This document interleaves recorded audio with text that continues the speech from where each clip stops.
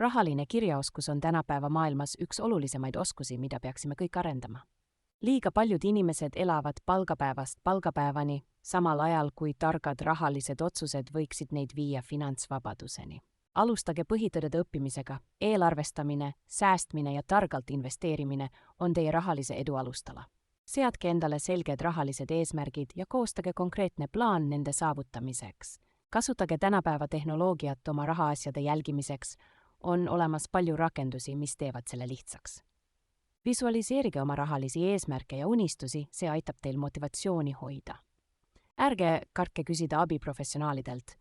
Hea finantsplaneerija võib teie raha kasvatamisel olla hindamatu väärtusega. Mõelge pikaajaliselt, täna tehtud targad rahalised otsused võivad tagada teile muretu pensionipõlve. Vabanege võlgadest ja vältige uute tekkimist, see on esimene samm tõelise finantsvabaduse poole. Pidage meeles, et rahaline vabadus ei tähenda tingimata rikkaks saamist. See tähendab võimalust teha oma elus valikuid ilma rahalisteste piiranguteta.